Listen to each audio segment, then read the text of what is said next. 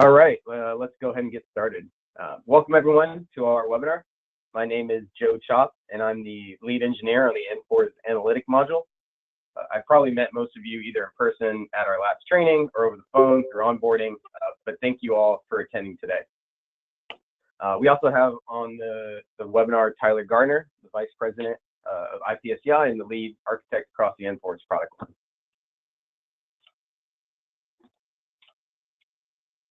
Today, we're going to do a quick State of the Union, or should I say State of NFORS update. I'll also be highlighting some new features that we've rolled out since our last webinar, as well as what's coming and what you can look forward to in the coming months. Then we'll be diving into a practical discussion regarding different NFORS use cases. Today, we're going to be featuring Kieron Gillmore from Bellevue Fire Department, located in the state of Washington. So first, I'd like to welcome all of our existing departments and also welcome some of our new departments that have joined the NFORS platform, or family as we like to call it here. So from California, we recently had Sacramento Metropolitan, as well as Roseville joining us.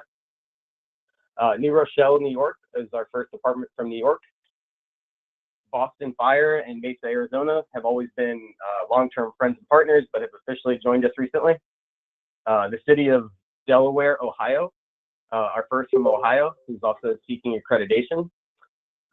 Anne Arundel County, Maryland, St. Louis Park, Minnesota, and Lexington, Kentucky, our first from Kentucky, as well as another agency seeking accreditation, will be joining us in the next couple of weeks to months. So we've come a long way over the last year or so. We recently hit an internal milestone of 4 million incidents across all departments. You know, we take great pride in that number, especially from an engineering perspective. We always want NFORS to be a quick, efficient, and powerful tool for all of you, and that takes a lot of work behind the scenes, as you can imagine. Those 4 million incidents that we've collected do represent metrics from all NFPA regions and across 17 states and growing. About 25 of our departments are accredited, or at least seeking accreditation actively. And we have a healthy mix of rural, urban, and metropolitan departments. Most of our departments are career, but we do have a few volunteer departments on the platform as well. We're very excited to continue growing this year with many departments in our backlog and our new permanent home in IPSCI. And this goes without saying, but thank you to all those departments that have kind of sponsored us or helped spread the word about NFORS at the grassroots level. The more departments we can add to our family, the more we benefit from the data, the continuous software development that we can reinvest in the product, and even more so, and more importantly, you know, the knowledge sharing and the networking that we hope to accomplish with webinars such as today.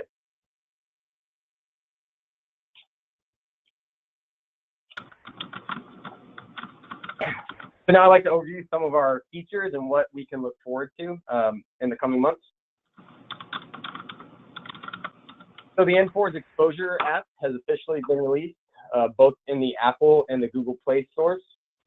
Firefighters can track and log their exposures directly from their personal phones now, rather than having to go through the web portal. The app is available regardless if your department is on the analytic or CAD module or not.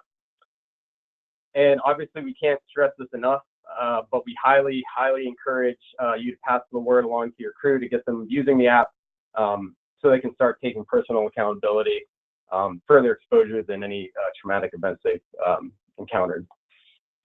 Again, that's available today in both app stores. So that's the only update from NFORS Exposure, but we have several new features and analytics that we'd like to highlight. So by popular request, within NFORS Analytics, you can now unsubscribe from daily emails. These are the daily, the weekly, the monthly emails that you receive with your daily stats. It's a pretty straightforward way to unsubscribe. You just log in, go to the settings page, hit the email tab, and then turn off the ones that you would no longer like to receive.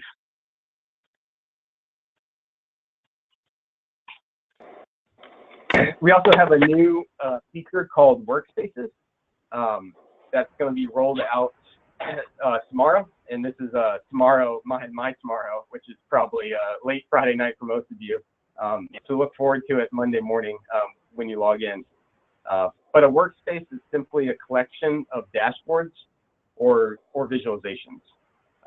The workspaces have fine-grained access control, where users can keep the workspace entirely private or share the workspace with a subset of users.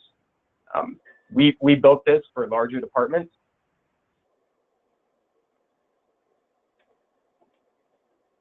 Looks like one second.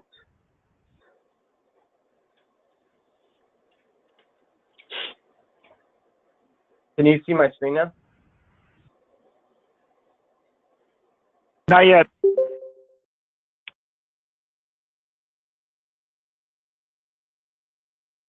There you go. All right. Where did I didn't see any Maria Reyes, so yes, now we can see. Yeah. Okay. Great. I think it was right after you started the presentation about the exposures when the slides went out. Okay. Cool. So yeah, as I mentioned, the Exposure app is available both in the Apple and Google Play stores.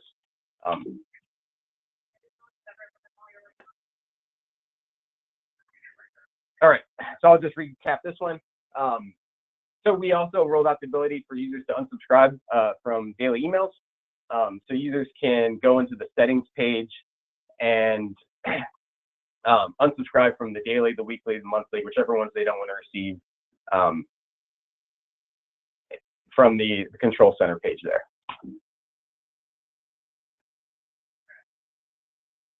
We also rolled out a new feature called Workspaces.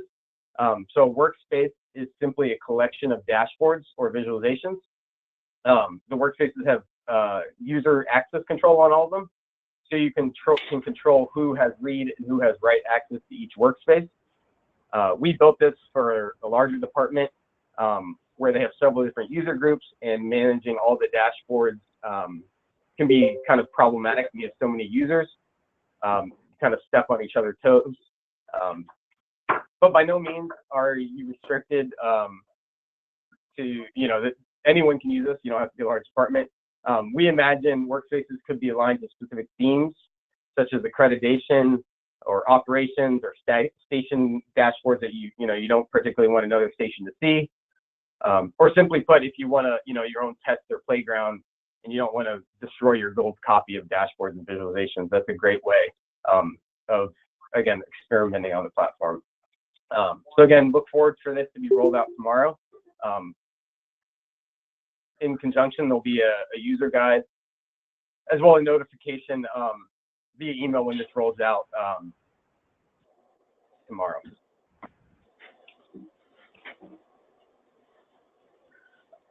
So we have several new third-party integrations we're excited about as well. The first one is with a program called EasyStaff from the folks at SDI. EasyStaff is a Fireground accountability software program.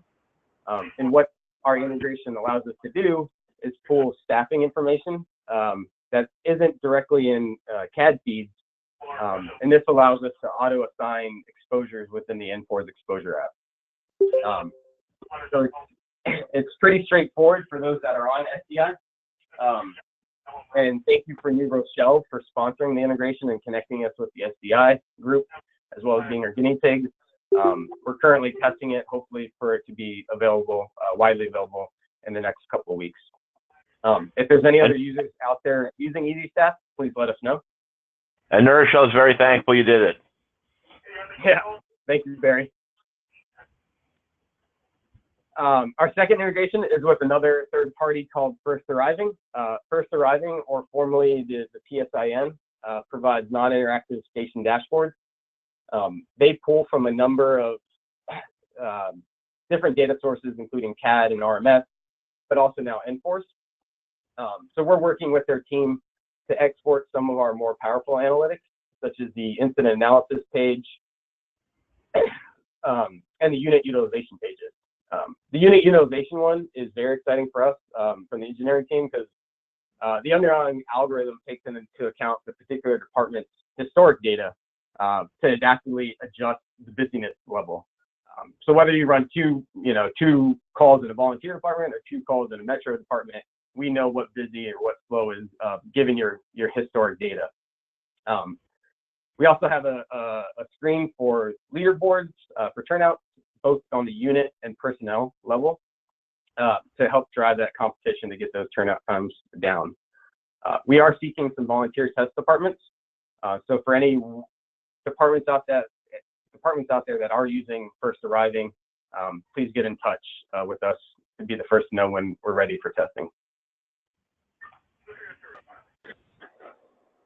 Finally, I'd like to give a sneak preview of our current backlog and what we're working on behind the scenes. So we've started working on social vulnerability index metrics, merging that SVI data into incoming data. A community, for those that don't know, an SVI it takes into account a number of factors, including poverty, access to transportation, housing, and poverty levels to score the community on the ability to cope with human loss and property loss in a disaster. This is a deep and complex subject that it's hard to explain in one meeting, so we're going to be holding several outreaches and planning a webinar to showcase some of the analytic techniques that we've come up with. We're also working on the ability to track simultaneous incidents. This is obviously an important part of accreditation and a vital metric for measuring your system's response, resilience, and reliability, regardless of if you're being accredited or not. So we're in the final stages of that as well.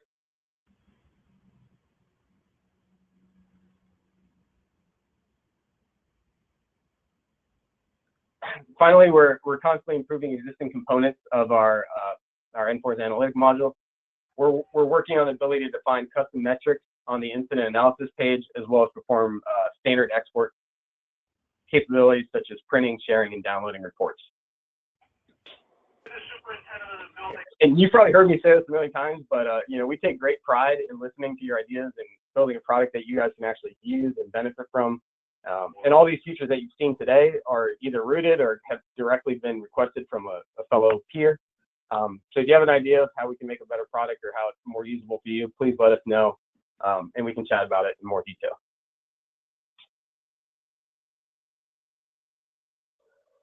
So that's enough for me. I'd like to now transition to our practical session.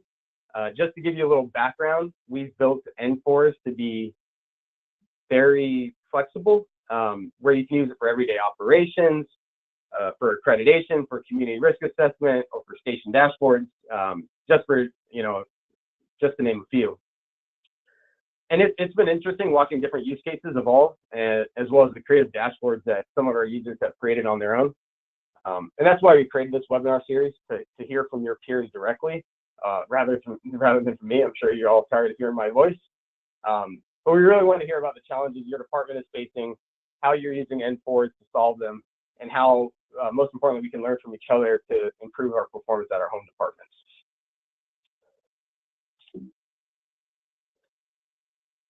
One of our first departments to join NFORS was Bellevue from the state of Washington, just outside Seattle.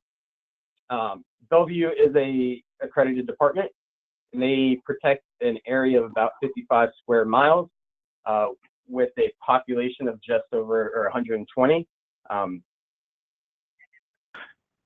Joe, let me correct you because that's actually wrong. It's 37.1 square miles, and our population is about 162. So yeah. Yeah, I think those numbers are a little old, and I bet you're cringing at the daytime population because I remember speaking with you. Yes. And hearing that it nearly doubles during the day. But that's just a quick high-level overview. Sorry for the screen being lost again. I'm not sure what's going on. But with us today is Gillmore from the Accreditation and Performance Management Group from Bellevue. I've always been impressed and inspired by some of his unique dashboards creativity and intimate knowledge of the accreditation process. So with that, I'd like to turn it over to Kieron, who's going to be sharing some of his dashboards and firsthand experiences using NFORS. Hi guys, this is Kieron Gillmore. I am a business analyst for Bellevue Fire Department, and I'm also the lead for the accreditation and our re-accreditation standard covered community risk assessment process.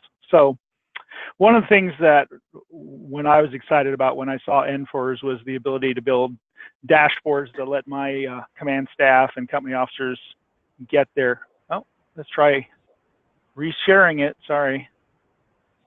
Okay, can everybody, well, sharing's not working. Let's try just trying the whole screen. Okay, can we see that? Joe, can you see my screen? Stand by. I think is it still mine? Okay, yep, looks like we can see it now. Okay, so in response to when we got NFORS, which was late October of 2018, I started building dashboards like crazy, and you can see that I built a fair number of dashboards. So the first one I'm going to talk about is our accreditation dashboard. This is trying to mirror the dashboard, the tables that are required for accredited agencies to report on program areas, for instance, EMS, suppression, rescue, and hazmat. Or if you have aviation or wildland or marine, you might have to report on those as well. We don't in Bellevue. And then trying to define level of risk. So we took our problem nature codes from dispatch and assigned them into a low, moderate, high, or special risk category. And then I tried to build the actual tables for our counts, 90th percentile of adopted benchmark standards, and how we're doing as an agency on each of those. And then recently, Joe and I worked on doing some translation tables for staffing so that we could try and establish how we do on our effective response force times. This is still a work in progress, but I think it's coming along nicely. And my hope is that at some point in the future, I'll be able to just take this information and feed it directly into our annual compliance reports whenever we have to deal with CPSC in terms of data. So this tool is, I think, very helpful if you're an accredited agency, or even if you're not an accredited agency, to be able to get a holistic view of what's going on with your system and what kind of calls you're experiencing. And this was fairly easy to do. I think it took me a couple hours to build this out. So does anybody have any questions about this particular dashboard? Okay. If you do, please send me a chat message or turn on your mic. I'll be happy to answer questions. Otherwise, we'll just move on. The next one I built was for community risk reduction. And one of the things that was really obvious when we were doing our community risk assessment was that we as an organization make a lot of great decisions, but we don't necessarily use data to inform those decisions.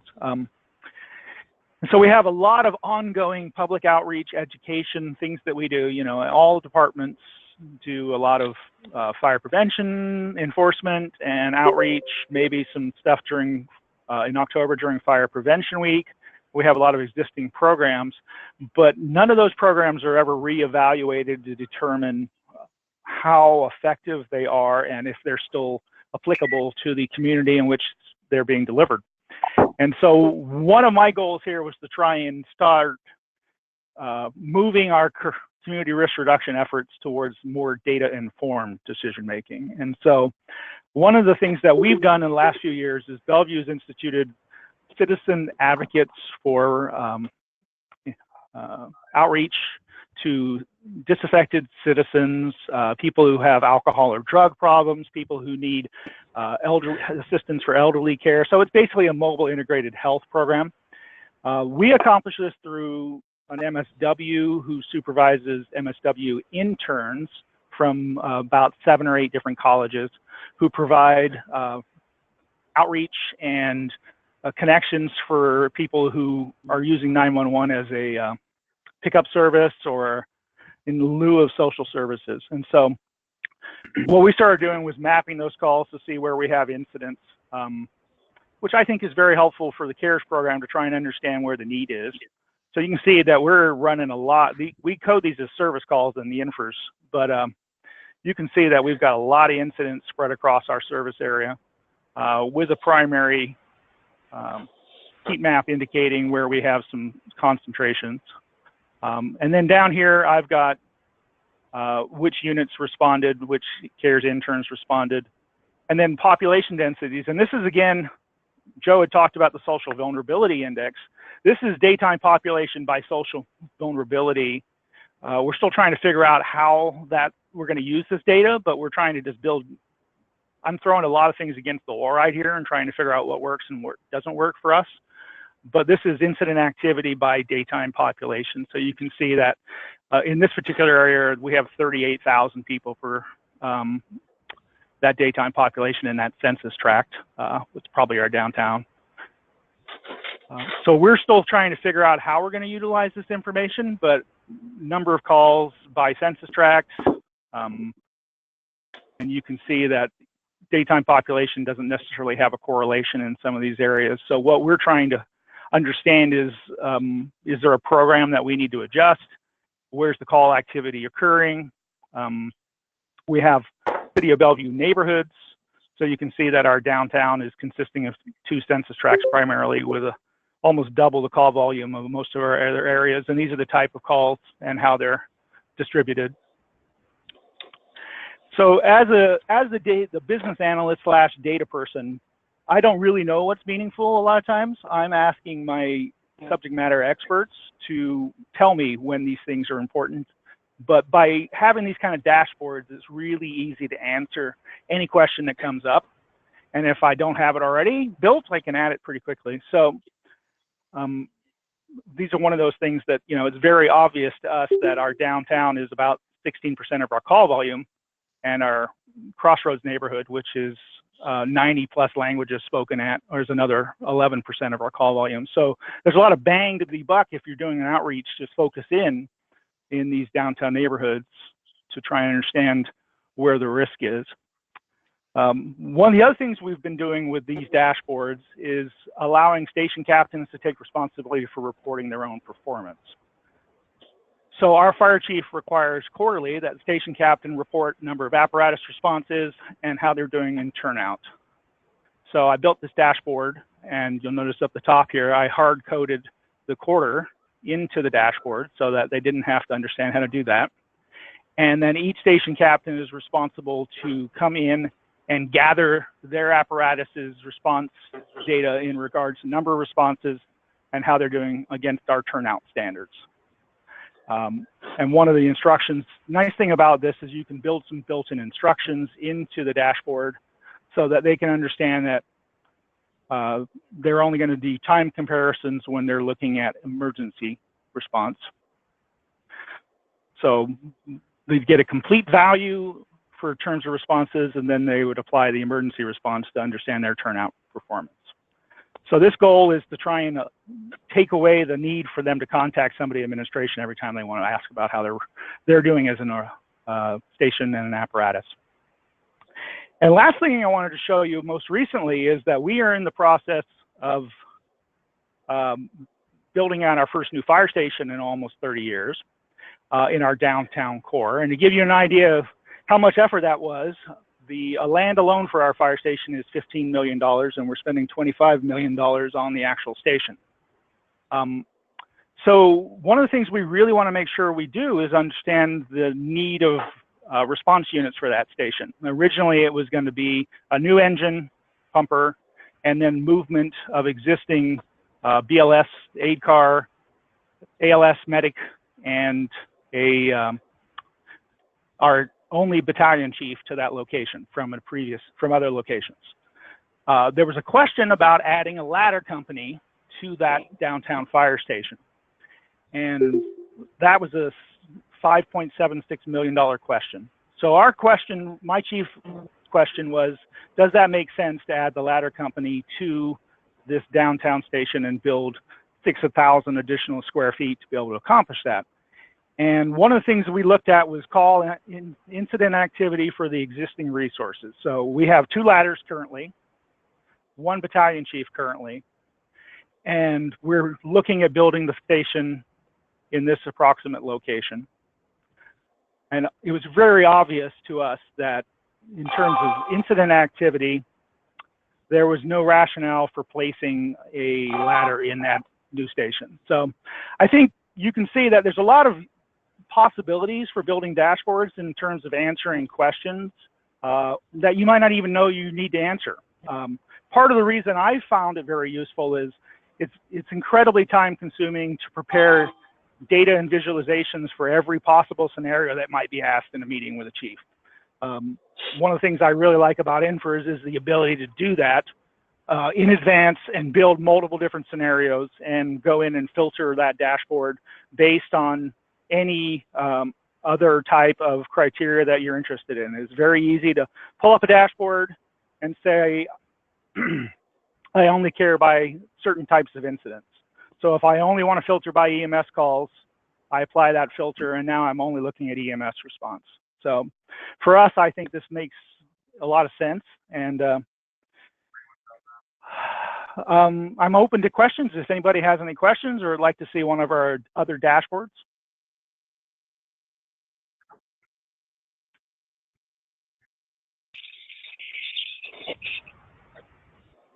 Yeah, this is Eddie Cruz, Lexington, Kentucky. I had a question. Sure. Back on your the first dashboard, you showed us the accreditation. Sure. Let me go back to it. You put in there some risk. Can you We explain did. that again? I think you were talking about your dispatch code. So what we ended up doing was we took problem nature code of dispatch, and Joe built a translation table based on my telling him what problem nature codes fell under what level of risk. So for instance, an EMS aid call, BLS would be a low risk EMS call, ALS aid call, moderate risk, and what program area and what area of risk. So basically, following the accreditation model, you can assign, you know, and again, it's kind of squishy sometimes depending on how well your problem nature codes line up with what you've done from a risk categorization process. But keep in mind that, you know, our response package is based on that problem nature code. So from what resources are we sending is based on the problem nature code. And that pretty much lines up, if you're following the accreditation model, to your program and risk assignments in terms of building your critical tasking and your effective response forces. So that's how this, so basically what we ended up doing was building a translation table that says, okay, for any, here I'll show you, for aid emergency, if I apply a filter for aid emergency, hold on.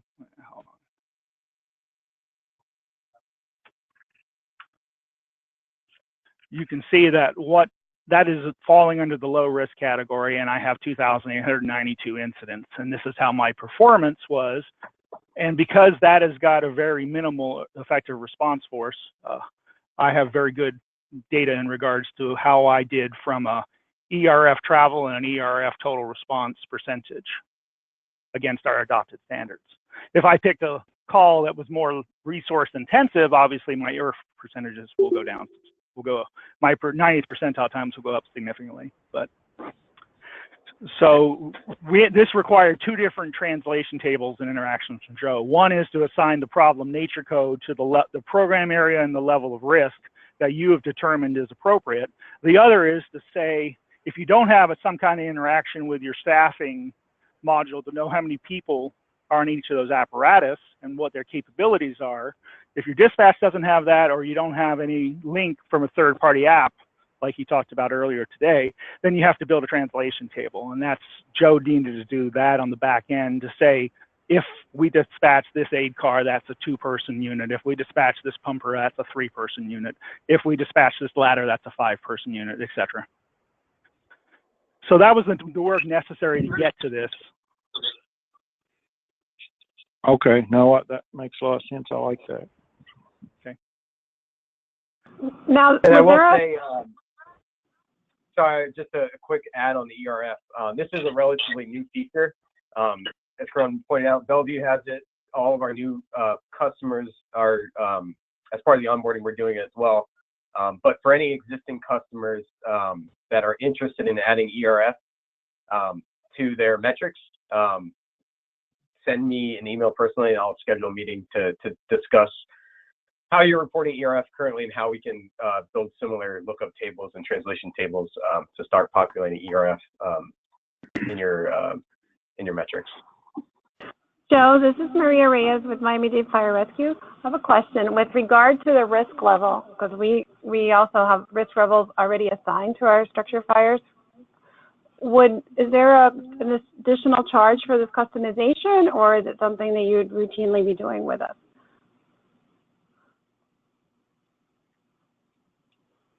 There's no additional charge. So we, as we roll out features, we want everyone to keep using them, and we try to backfill all of our existing customers. If the data needs to be reprocessed or anything like that, we try to we handle that ad hocly and without an additional charge at this point. Okay, great. We'll be sending you then an email. Thank you. Yep. One of the things I did want to point out is, in case anybody notices, that you'll see that I have two different travel time standards, one for 2 minutes and 1 minute, one for 4 minutes. That's because out of the risk assessment project, we recognize that we have a metropolitan density situation in our downtown that is substantially higher than everywhere else in our service area. That's mostly single family residential and multifamily. So we adopted a high density response time standard that is 2 minutes less than our adopted 4 minute travel time standard for the rest of our service area. That was twofold. One, to provide a comparable level of service for these high-rise buildings where we have a significant amount of population now. And the other was to try and capture the vertical component that we've struggled with for the last 10 years in terms of getting any good data on it. So for our 2 census tracts that fall in our downtown, we've adopted that response time standard. And we're going to be very bad at it until our new fire station opens in 2022. But we also recognize that's a clear trigger for when we can start asking for resources for other areas of the city when they reach that certain population threshold.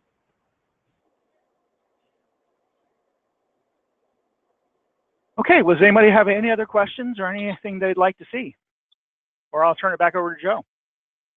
This is Ed Beardsley. Sorry, I got one question if you don't mind. Sure. Ed Beardsley with Delray Fire Rescue. Quick question. I saw on your community risk reduction page, how are you capturing that data? Maybe more procedural than anything else, but are you dropping each time you run some sort of PubEdit or community risk reduction call? Are you guys populating that in your CAD? No, and so what currently happens is the community advocates who go out and they can either, we have a frontline response unit that will respond while our firefighters are still at scene. If there's something that they get called to the scene to mitigate, that's dispatched through the CAD system, just like any other response unit, just goes non-emergency. Then we also have these intern social workers who get referrals from firefighters. If they go to a location a number of times, they'll submit a referral and the CARES will make contact and go out. And so their policy is that they open an incident with the dispatch center and they go out. It comes in as a non-emergency service call, but we do have the ability to map that. So for the CARES program, we've got all the data on everything that goes on because they're actually creating those incidents. And we are reporting those incidents to NFORS just as non-emergency service calls. All the other outreach activity, we do have a centralized Excel spreadsheet that we're using, but we have not integrated that yet into anything in NFORS. And part of that is trying to figure out what makes sense to continue to do and what we're not going to do in the future. Sure, that makes sense. Yeah, we're in the same challenge trying to get that stuff into NFORS and trying to figure out a way that works best, but it sounds like you got into something.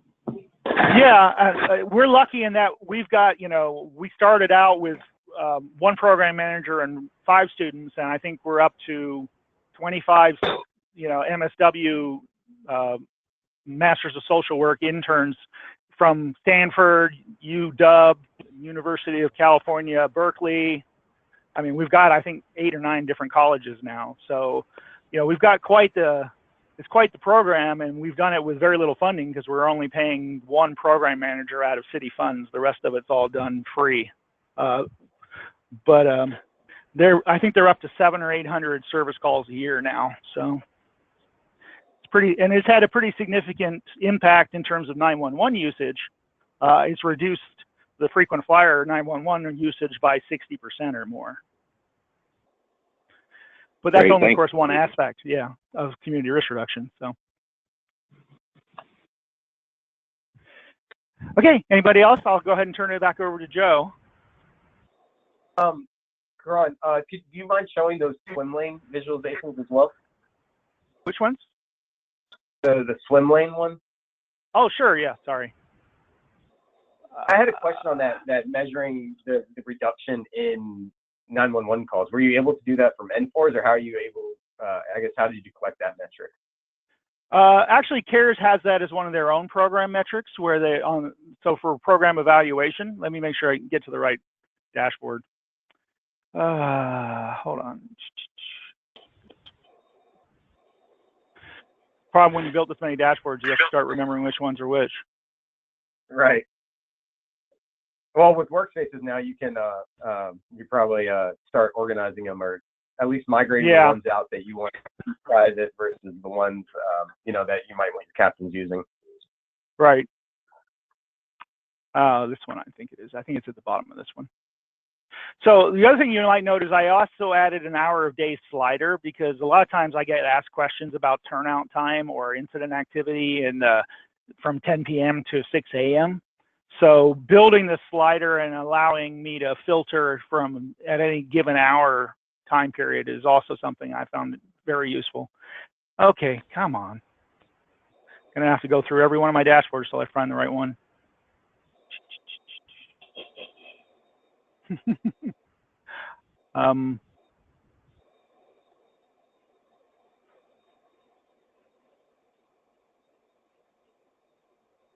Okay, not that one.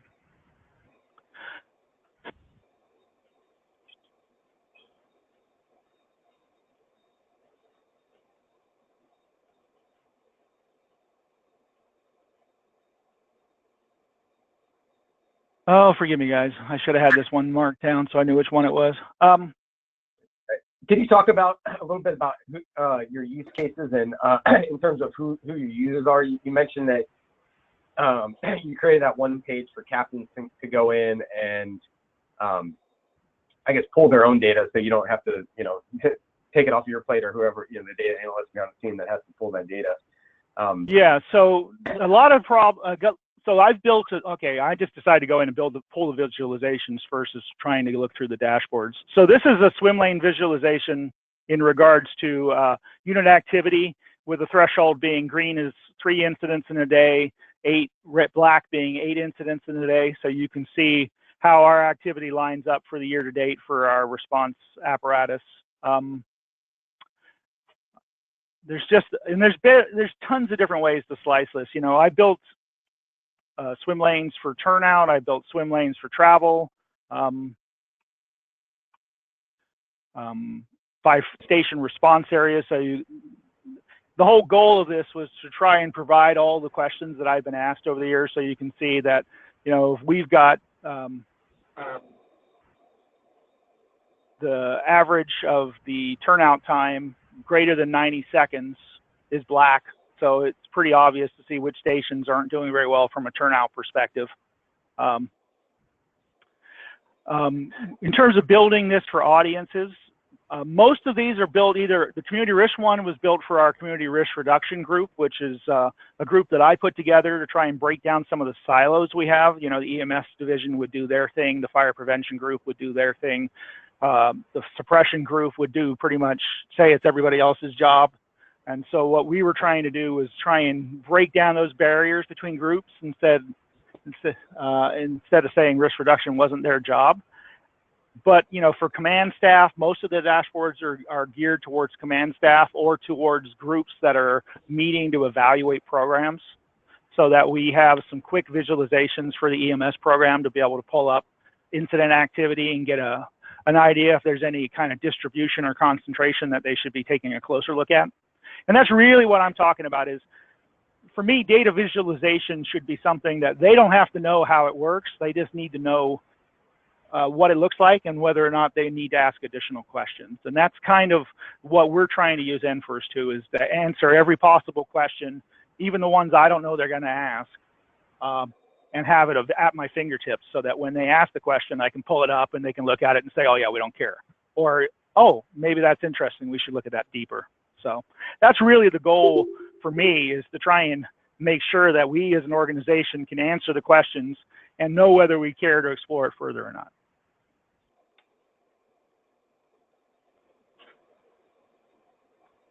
Joe, did that get your swim line? Do you want to see any more? Yeah, no, that was great. Thank Okay. you for that. Does anyone Sure. have any other questions, or this is meant to be it could be NFORS, it can be accreditation related, anything regarding data or using NFORS to display that. So I'll pause for a few more moments to see if anyone has any other questions for Kieron.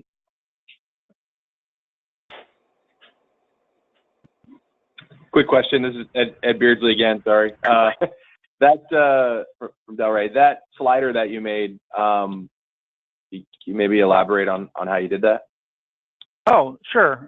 So again, when you go into a visualization, you can just click into another down here, and you've got some controls that you can build, and just playing around in terms of doing a range slider, and then you can add it and go. You can choose however you want, what you want to use it on, whatever kind of field you want to use. So for instance, hour of day, and then you can, select hour of day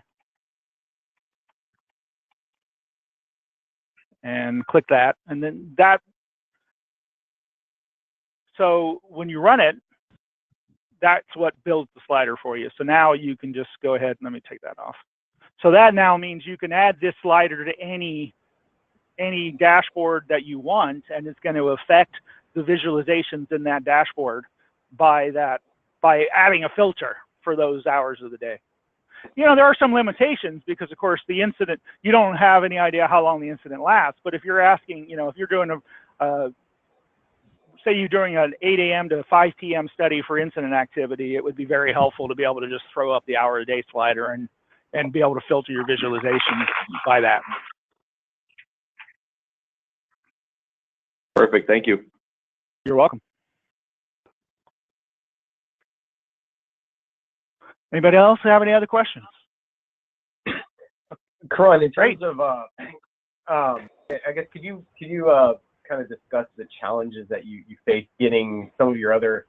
It sounds a lot like you're the primary user of the application. So when someone has a data question, they come to you and you build a visualization. Did you face challenges, or are you facing challenges? Are you facing challenges having other users adapt and learn on the platform? Or yeah, well, for instance, for instance here, when I added all our station captains to our department, so I gave them dashboard read-only access. I gave them instructions on which dashboard to access and how to utilize it. And of our 9 station captains, 6 of them managed to do it without any additional information. A couple of others, I had to walk through the process with them to get them, even though I did my best to build what I thought were clear and screenshotted, snapshotted pictures with highlights and circles, and and still there's a certain level of Ludditeness within firefighters that certain individuals cannot manage to do that. And then of course there was at least one captain whose response was, why can't you just do it for me? Which of course was what we had been doing for the entire time I'd been here for 17 years. So there is, part of it is a culture shift in them understanding that they now have the tools to gather this information themselves, and then the expectation that they need to actually do this. That is part of their responsibility as a station captain. And we report on a number of different performance metrics for each station. Incident response, we only ask that they respond on the number of responses and how they did from a turnout perspective, because we understand that a lot of the other factors aren't really under their control. But we talk about fire inspections, we talk about training, we talk about public outreach and the community liaison stuff. We talk about, did they do a wellness fitness activity on every shift? So there's a lot of things that as a station, we're asking the captain to report on. Incident is only one small factor of that. But part of it is changing the expectation within the organization that there isn't just, one person that's going to do it all for them and they're going to be spoon-fed every piece of information that they need. And then the other is trying to get people to look at the data. And that's part of the reason I find visualizations work so much better because, I've done 100 PowerPoints over the years, and after 5 or 6 slides, people stop paying attention to the information. So I love the fact that NFORS is dynamic, and I can flip around and change things very quickly, and most of the time that doesn't result in any additional exploration, but sometimes something pops that really speaks to one of our command staff. And that's usually what it takes to get somebody to pay attention, is to see something in the screen that they didn't expect or they didn't know.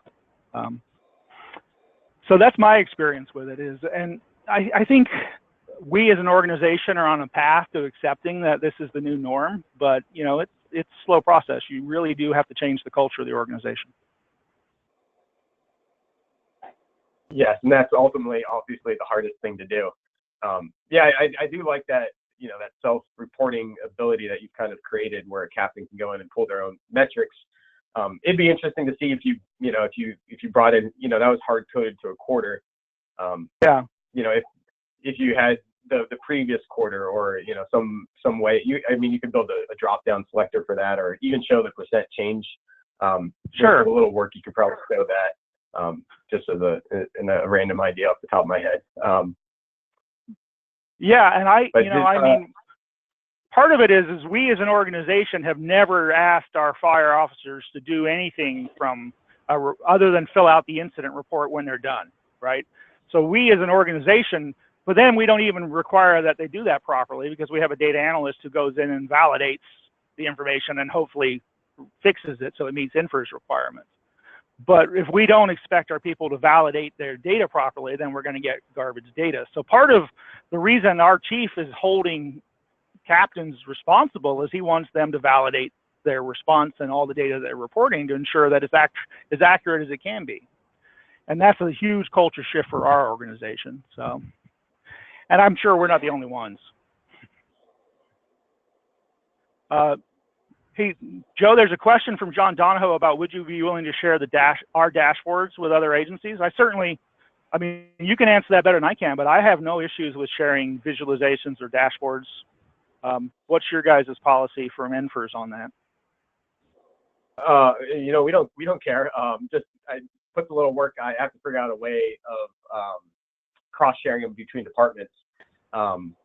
So we are working at actually that in the background. I didn't highlight that, but that's going to be up and coming. Another feature of, sharing dashboards between users. But for those that are interested in receiving these, as long as it's okay with you, Kieron, I can export them to those departments that request it in the meantime. Yeah, I have no problem. Do you guys currently have the way to set a dashboard to be private if there's some reason you wouldn't want to share it? Not currently, no. Okay. So that might be something I would add. Yeah. Yeah. No, it would be, what we're building is the ability for you to share. So you would have to, publicly share it. So everything's private by default unless you share it. Okay. So yeah, I think private by default and give the ability to turn it on as shared, it would be perfectly reasonable to me. Yeah, and as what, like I said, I'm pretty much inspired by your creativity and how everybody kind of does their own thing with these dashboards. So that's what we want to build as a community, where we can share and learn from each other from, certain things, visualizations like these. So that is something we're working on. In the meantime, just send me a request and I'll get it loaded to your dashboard. Okay. Oh, and I finally found the dashboard with the heat map with the swim lanes. All right. So it's a little, so we're running a little low on time. but thank you, Kieron, for hosting our first webinar. I hope this was useful for all the other departments on the line. We have a good amount of users on the line. It's also being recorded, so if we flew by anything, you'll be able to rewatch it at a later date. If anyone else is interested in hosting a similar type of webinar, please reach out to me as well, because we're always looking for different content and different techniques that we want to share with the rest of our users. So I hope this was useful, everyone, and everyone have a great day and the rest of the week. All right, thanks, Joe.